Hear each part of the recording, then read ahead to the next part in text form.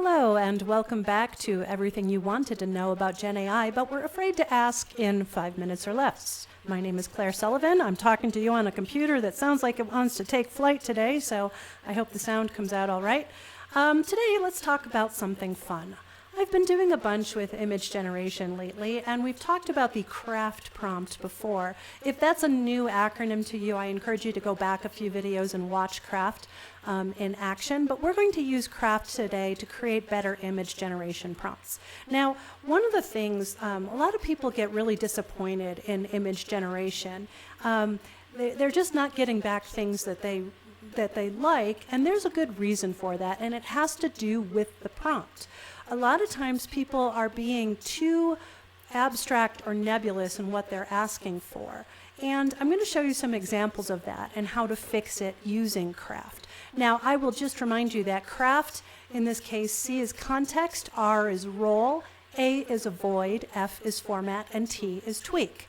Now, how do we make this work for craft? The important thing when you are generating an image, when you're making an image generation prompt, is that you want to describe the image that you get back. You want it to have nouns and adjectives. The nouns are the subjects of what's in the image. The adjective describes how that image looks. So you're not setting the scene as much as you're describing that exact image that you want back.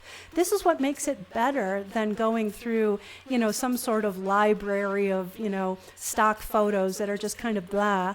You actually describe exactly what you're looking for, and I'm going to show you how. So here I am with ChatGPT, and I said, create an image of a community event. And it did. But what is a community event? I didn't describe it very well.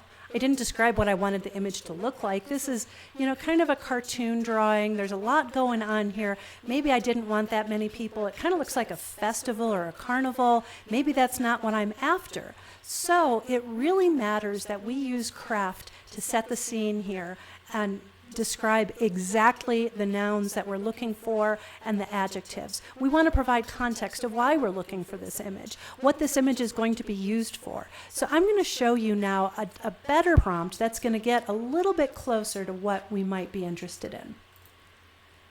So now I've pasted in a much more detailed prompt. And in this prompt, I've described a lot of things. I've set some context here. I'm a financial analyst at a regional bank preparing for an annual community impact report, blah, blah, blah. I'm going to put this exact prompt in the video description so you can go through it in detail here.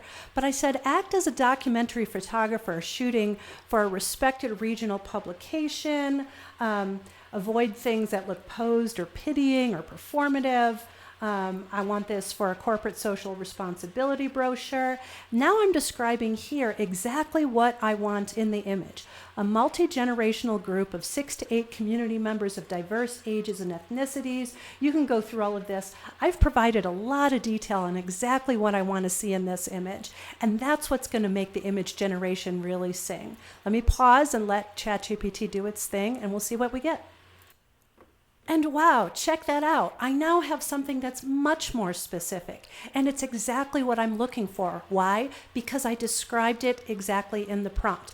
I used nouns and adjectives, but more specifically, I used craft. I set the context. I said what to avoid.